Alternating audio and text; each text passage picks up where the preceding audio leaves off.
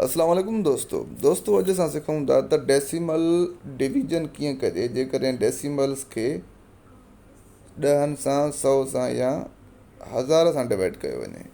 ठीकु आहे, कीअं? मिसाल 24.6 खे डिवाइड कयो वञे ॾहनि सां। ठीकु आहे, त दोस्तो हाणे डिवीजन खे ॿिनि तरीक़े सां लिखी सघिबो आहे। ठीकु आहे दोस्तो, ईअं बि लिखंदा आहियूं असां या डिवाइड बाए 10 ईअं बि करे सघूं था न। ॿई तरीक़ा आहिनि, कोई बि अची वञे डिवाइड ई हूंदो आहे। ठीकु आहे, हाणे छा थींदो दोस्तो, साॻियो पहिरियों मेथड त साॻियो आहे कट द ज़ीरो, जेको असां पोएं वीडियो में सिखियोसीं जॾहिं मल्टीप्लाए पिया कयूं। ॿियो बि मेथड साॻियो ई आहे, पर जॾहिं ज़रब हूंदी आहे त जेका पॉइंट आहे उहा साॼे पासे शिफ्ट थींदी आहे, ऐं जॾहिं वॾा हूंदी आहे त पॉइंट खाॿे पासे शिफ्ट थींदी आहे। घणा ज़ीरो हुजनि? हिकु ज़ीरो कटियो आहे त पॉइंट हिकु जंप कंदी। हाणे चइनि ज़ारो थी अचे 2 4 6, जवाबु अची वियो। वॾो मेथड करण जी ज़रूरत ई न आहे। ठीकु आहे, 0.4 डिवाइडेड बाए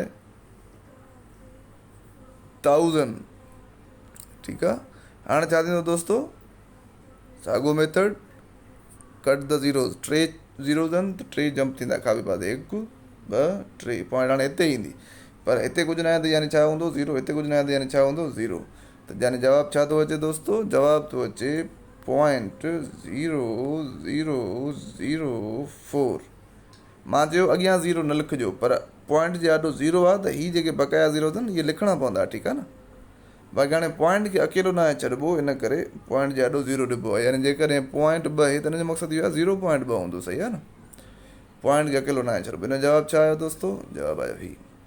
त मुख़्तलिफ़ क्वेश्चन्स ईंदा आहिनि, लेंथ मास वॉल्यूम जा वैल्यूज़ हूंदा आहिनि पॉइंट्स में, ऐं उन्हनि खे असांखे पोइ मल्टीप्लाए या डेसिमल्स खे मल्टीप्लाए या डिवाइड करिणो पवंदो आहे 100 ऐं 10 या 1000 सां।